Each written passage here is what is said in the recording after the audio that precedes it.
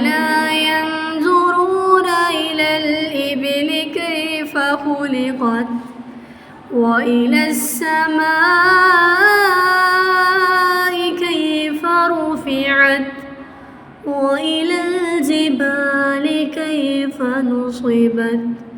وإلى الأرض كيف سطحت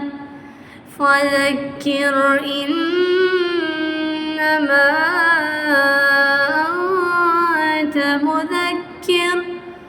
لست عليهم بمسيطر إلا من تولى وكفر فيعذبه الله العذاب الأكبر إن إلينا إيابهم ثم